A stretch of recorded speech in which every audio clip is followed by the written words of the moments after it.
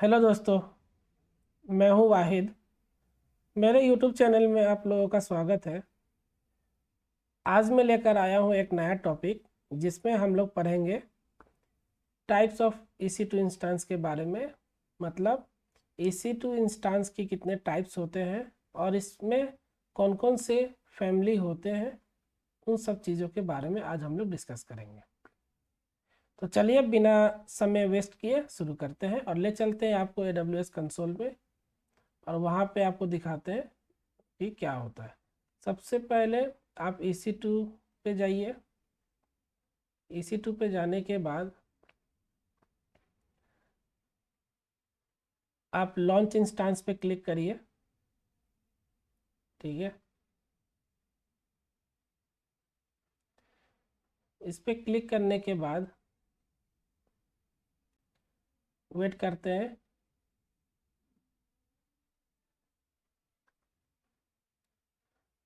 थोड़ा टाइम लग रहा है ओपन होने में।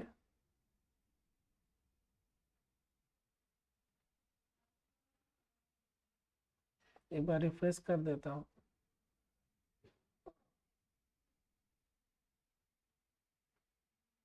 तो चलिए ओपन हो गया।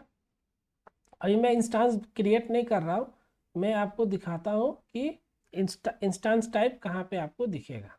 ठीक है, ये आप देख रहे हैं ना, जहाँ पे हम इंस्टेंस टाइप सेलेक्ट करते हैं, ये T2 माइक्रो, ठीक है, T2 micro, T2 nano, T2 small, large, ठीक है, T3 C5 C5 C5 C5A, ठीक है, यहाँ बहुत सारे हैं, C5D C5N C6A, तो बहुत सारे हैं यहाँ पे। ठीक है, अब इनके बारे में मैं आपको ले चलता हूँ PPT में और बताता हूँ ये सब क्या है।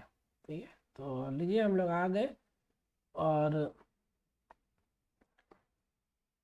टाइप्स, कितने टाइप्स के EC2 इंस्टेंस होते हैं, तो टोटल 7 टाइप्स के EC2 इंस्टेंस होते हैं। ठीक है, हो सकता है फ्यूचर में और भी AWS लॉन्च करेगा। ठीक है, वो देख लेंगे, जैसा होगा वहाँ पास चला। फिलहाल अभी जितना है उतना ही हम लोग ऑर्गेनाइजेशन में भी उतना ही यूज़ होता है, उससे ज़्यादा यूज़ नहीं होता। तो टोटल 7 टाइप्स के EC2 इंस्टेंस होता है। पहला होता है जनरल पर्पस इंस्टेंस। ठीक है, जनरल पर्पस इंस्टेंस।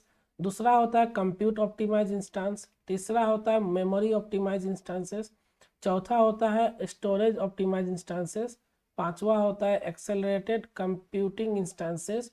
फिर 6 नंबर पे होता है हाई मेमोरी इंस्टेंसेस। एक और होता है जिसको कहते हैं प्रीवियस जनरेशन इंस्टेंसेस। ठीक है, वो यहाँ पे नहीं लिखा, हटा दिया क्योंकि वो अब यूज़ नहीं होता। तो ये अभी 6 है, तो 6 टाइप के इंस्टेंसेस जो जनरली यूज किए जाते हैं ऑर्गेनाइजेशन के द्वारा, वो है ये जो अभी मेंशन किया गया, ये सब इंस्टेंसेस यूज किए जाते हैं। ठीक है, अब इनके बारे में एक एक करके देखते हैं कि क्या है। General purpose instances, it provides a balance of compute memory and networking resources and can be used for a variety of workloads. In general purpose instances GP2, जिसको शॉर्ट फॉर्म में कहते हैं, we get balance memory and CPU। ठीक है, it consist of 3 series of instances. चलिए अब इसको मैं आपको इजी वे में बताता हूँ। जनरल पर्पस इंस्टेंसेस बेसिकली वो इंस्टेंसेस होते हैं जब आपको रिक्वायरमेंट होगा कि हमको बैलेंस मेमोरी और CPU जो मिले वो बैलेंस में मिले, मतलब ना तो कोई ज़्यादा हो ना तो कोई कम हो, और हमारा जो मेमोरी और CPU का जो कम्युनिकेशन है, जो हार्डवेयर की कैपेसिटी है, वो बैलेंस, हमेशा बैलेंस बना हुआ रहे। कोई भी ज़्यादा कोई भी कम, या फिर हमारा VM जो मशीन बनेगा वो हमेशा एक लेवल पे रहे और एक अच्छा परफॉर्मेंस हमें उस चीज़ से मिले। ठीक है, और साथ ही साथ जनरल पर्पस इंस्टेंसेस जो है वो बाय डिफ़ॉल्ट AWS में वही इंस्टेंसेस रहता है, और हम लोग इसको यूज़ करते हैं अगर ज़्यादा वर्कलोड है हमारा, ज़्यादा जो एप्लीकेशन है उसमें वर्कलोड ज़्यादा आ रहा है। ठीक है, उस केस में हम लोग जनरल पर्पस इंस्टेंसेस को यूज करते हैं। ये एक बैलेंस मेमोरी और CPU हमें प्रोवाइड करता है, और साथ ही साथ इसको, इस जी जनरल पर्पस इंस्टांसेस में बेसिकली 3 टाइप के सीरीज होते हैं। सीरीज कहने का मतलब फैमिली, ठीक है।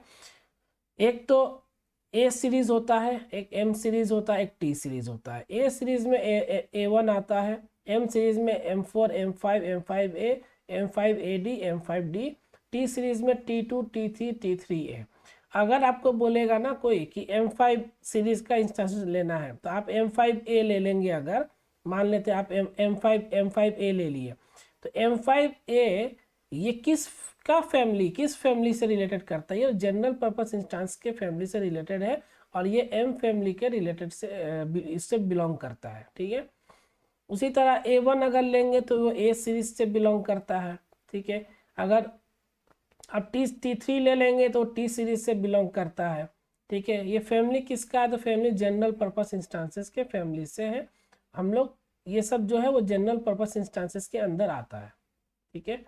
दूसरा देखते हैं compute optimise instances. This instances ideal for compute bound application that benefits for high performance processor. अगर कहीं पे भी आपको रिक्वायरमेंट होगा कि हमको प्रोसेसर ज़्यादा चाहिए, जहाँ पे मेरा कंप्यूट जो हार्डवेयर है वो हमको ज़्यादा लेना है, तो उस केस में आपको कंप्यूट ऑप्टिमाइज इंस्टांसेस के पास आना होगा।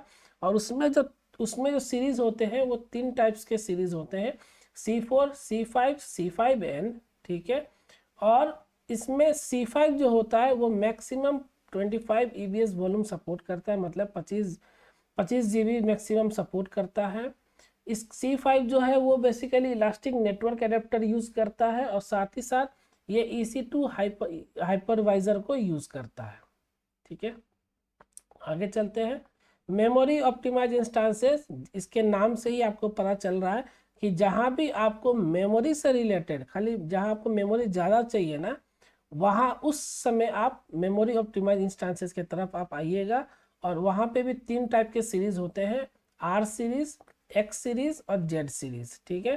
तो R सीरीज में R4 R5 R5A R5AD और R5D होता है। X सीरीज में X1 और X1E होता है, ठीक है। तो जब भी आपकी ऐसे कंपनी में रिक्वायरमेंट आएगा कि आपको मेमोरी जो है ज़्यादा लेना है, ठीक है, हमारा फर्स्ट प्रायोरिटी मेमोरी ही है, तो आप उस समय मेमोरी ऑप्टिमाइज इंस्टांसेस को सेलेक्ट करिएगा, ठीक है। नेक्स्ट चलते हैं। स्टोरेज ऑप्टिमाइज इंस्टांसेस उस चीज़ को कहते हैं जिसके नाम से आपको पता चलता है कि जहाँ पे हम मेरा वर्कलोड ज़्यादा है, किस चीज़ से रिलेटेड? स्टोरेज से रिलेटेड। जहाँ आपको ज़्यादा रिक्वायरमेंट है स्टोरेज का, लोकल स्टोरेज आपको ज़्यादा चाहिए, और उसमें सिक्वेंशियल रीड राइट एक्सेस जो होगा वो बहुत ज़्यादा होना चाहिए, मतलब फास्ट होना चाहिए। उस समय आप स्टोरेज ऑप्टिमाइज इंस्टांसेस के तरफ आइएगा। यहाँ पे भी 3 टाइप के सीरीज होता है, I series, D series, S series, ठीक है। इसमें आई सीरीज में i3 होता है, डी सीरीज में D2 होता है, और एच सीरीज में H1 होता है, ठीक है। ये सब नाम है, ये आप D C T M A ये सब नाम है, ठीक है। ये नाम दिया गया है किसी भी इंस्टांस को डिफाइन करने के लिए, ठीक है। और डी अगर हो गया तो डी अगर आप देख लिए तो डी आप याद रखिएगा, अरे डी ये तो स्टोरेज का ऑप्टिमाइज इंस्टांसेस है, ठीक है। और ये टी लिया है, अच्छा ये तो जनरल पर्पस इंस्टांसेस के अंदर आता है। तो आप इस चीज़ से रिलेट करेंगे ये किसके अंदर आता है और वो किस लिए यूज़ किया जाता है, ठीक है। बस आपको इतना याद रखना है। तो नेक्स्ट चलते हैं। एक्सेलरेटेड कंप्यूटिंग इंस्टांसेस, इसका मतलब एक्सेलरेशन। एक्सेलरेशन मतलब क्या होता है? फास्ट। जितना ज़्यादा हमको स्पीड में कोई चीज़ ट्रांसफ़र करना है या फिर एक्सेस करना है अपने मशीन को, उस समय हमको एक्सेलरेटेड कंप्यूटिंग इंस्टांसेस के तरफ आना होगा। मतलब हमको कोई भी चीज़ रीड राइट हो या फिर कोई भी डेटा ट्रांसफ़र एकदम फास्ट चाहिए, उस समय हमको एक्सेलरेटेड कंप्यूटिंग इंस्टेंस की तरफ आना पड़ेगा। इसमें भी 3 टाइप के सीरीज होता है, ठीक है। P series, G series, F series. P series में P2 P3 होता है, जी सीरीज में G2 G3 होता है, एफ सीरीज में F1 होता है, ठीक है।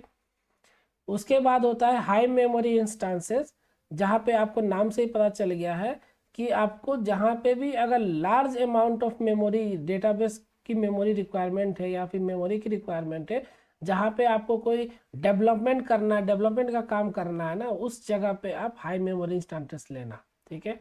इसका फीचर्स भी मैं बता देता हूँ। ये latest generation Intel xenon Pentium 8174M पे बिलोंग करता है। It comes with 6 9 12 TB of instances memory, ठीक है। ये बेसिकली इस रेंज पे ही इतना TB के इंस्टांसेस मेमोरी बेसिकली अवेलेबल होते हैं। ये डायरेक्ट जो है वो होस्ट पे इंस्टॉल होता है, बेयर मेटल पे इंस्टॉल होता है, ठीक है। ये डायरेक्ट उस पर रन होता है मशीन। और ये आपको नेटवर्क परफॉर्मेंस की बात करें तो इसमें 25 Gbps स्पीड मिलता है, GB पर सेकेंड, ठीक है। Gbps GB गीगाबाइट पर सेकेंड इसका फुल फॉर्म है।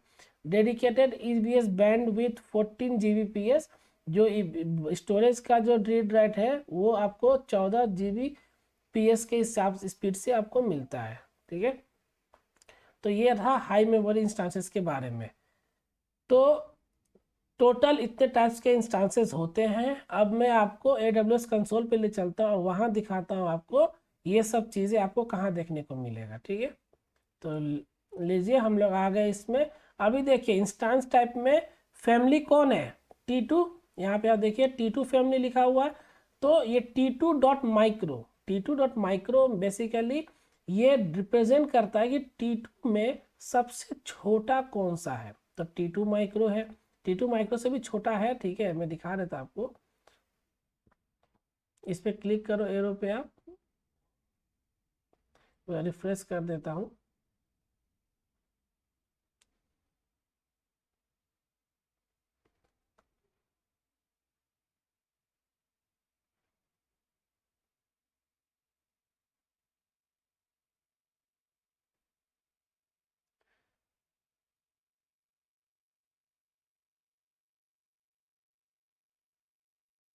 थोड़ा टाइम लग रहा है, वेट करिए।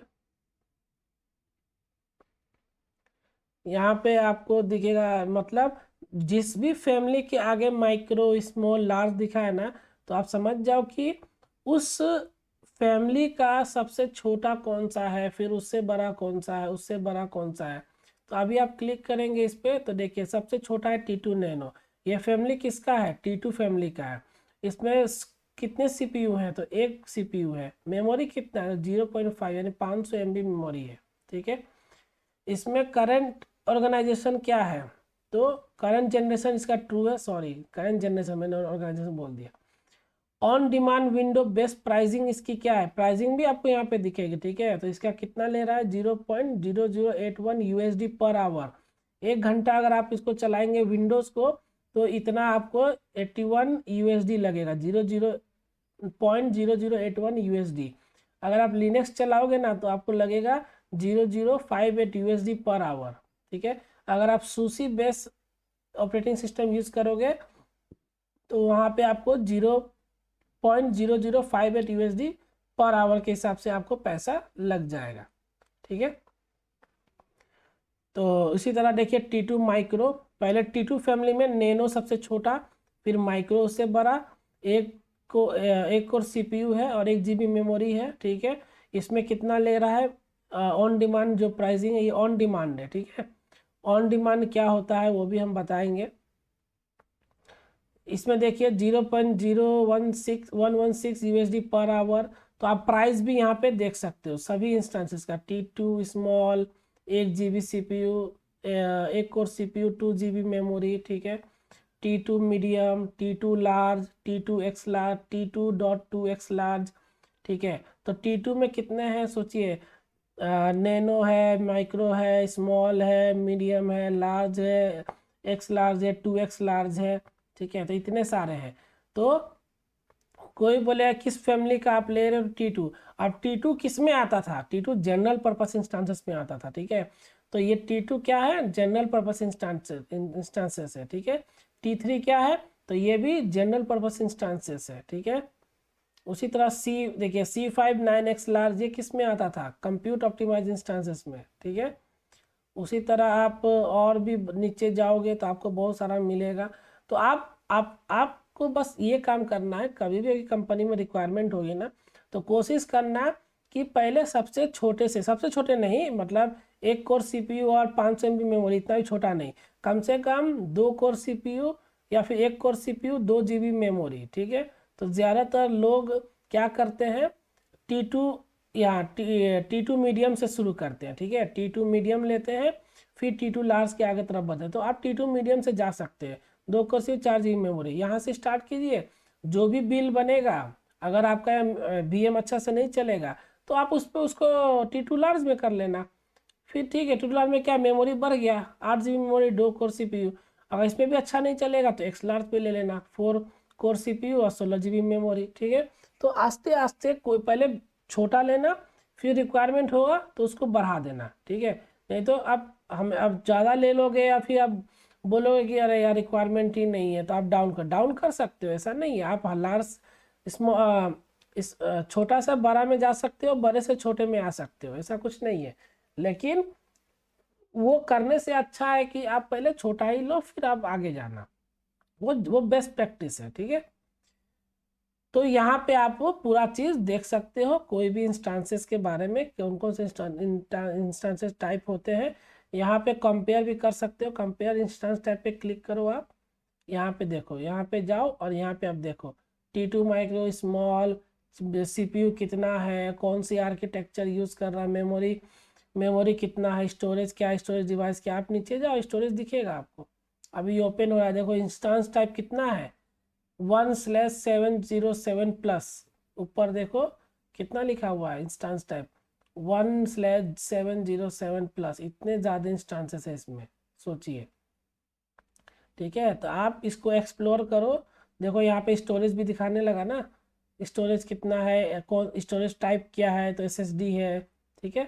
तो आप अपने हिसाब से इसको कंपनी में जब काम करना तो अपने अकॉर्डिंग इसको सेलेक्ट करना और उस चीज़ को यूज़ करना, ताकि आपको कंपनी का बिल भी ज़्यादा ना बने और आप जो आपको रिक्वायरमेंट है आप उस चीज़ को फुलफिल भी कर पाए, ठीक है।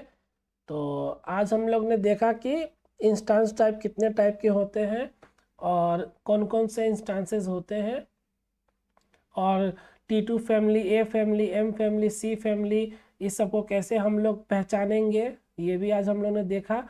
और साथ ही साथ AWS कंसोल में ये भी देखा जा करके कि प्राइसिंग भी देखा हमने कि किस VM का कितना प्राइस लगता है, ठीक है। तो आप प्राइसिंग के हिसाब से भी उसको देख करके अपना जो कंपनी के लिए जो मशीन बनाओगे वो आप सेलेक्ट करके बिल बता सकते हो कि इतना बिल बनेगा हर महीने, ठीक है। तो ये तो रही सारी बातें related two types of EC2 instances. अगर आपको कोई डाउट है, अगर आपको समझ में ना आया हो तो आप मेरे को कमेंट करके बता सकते हैं। मैं कोशिश करूँगा इसको और भी आपको डिटेल में अगर बताना चाहूँ तो बता दूंगा, और उस पर हो सकता है सेपरेट वीडियो भी ला दूंगा अगर आपकी रिक्वायरमेंट होगी तो। अगर आपको इतना, ऐसे तो आपको जानने की ज़रूरत नहीं है ज़्यादा डिटेल, इतना आपके लिए काफ़ी है और इतना ही आपको करना है। और इसी के अंदर ही काम होता है एक्चुअल में, अगर बात करूँ तो ऑर्गेनाइजेशन में इसी के अंदर बात होता है, इससे ज़्यादा डीपली बात नहीं करता है कोई, क्योंकि उतना रिक्वायरमेंट ही नहीं है तो बात क्या करेगा कोई, ठीक है। तो इसीलिए मैं आपको उतना ही बता रहा हूँ जितना मैंने एक अपने लाइफ में यूज़ किया है, उतना ही मैं आपको बता रहा हूँ। और जितना मेरे फ्रेंड लोग यूज़ कर रहे हो अपने कंपनी में वो भी मैंने आपको बता दिया, ठीक है। तो आप बस इतना ही जानिए, इससे ज़्यादा आप, हाँ अगर आपको पढ़ने की इच्छा है तो आप AWS के साइट पे जा कर के पढ़ सकते हो, वहाँ पे देख सकते हो, कोई भी गुंजाइश नहीं है आपको सीखने के लिए। तो सब कुछ प्लेटफॉर्म ओपन है, आप जाके सीख सकते हो, ठीक है। तो चलिए, बातें तो बहुत हो गई, मिलते हैं आपसे अपने अगले वीडियो में, जहाँ पे हम लोग देखेंगे कि मेटा डेटा, किसी भी इंस्टांसेस का हम लोग मेटा डेटा कैसे देखते हैं। कहने का मतलब कि अगर हमने आपको VM दे दिया, ठीक है, हमने VM दे दिया लेकिन हमने आपको एक्सेस करने नहीं दिया, हमने बोला कि आपको आप EC2 कंसोल से उसका VM का एक्सेस करो और फिर आप काम करो। लेकिन आपको जानना है उसका AMI ID, मतलब आप इसको दूसरी तरह समझो।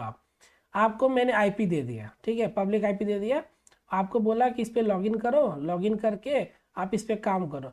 तो कुछ ऐसा काम आप कर रहे हो जहाँ पे आपको रिक्वायरमेंट है AMI ID, आपको रिक्वायरमेंट है होस्ट नेम, आपको रिक्वायरमेंट है पब्लिक IP क्या है, प्राइवेट IP क्या है, लेकिन आपको AWS का एक्सेस नहीं है, ये कंसोल का एक्सेस आपको नहीं है। लेकिन फिर भी आपको जानना है कि हम कैसे देख सकते हैं बिना AWS कंसोल पे लॉगिन किए हुए।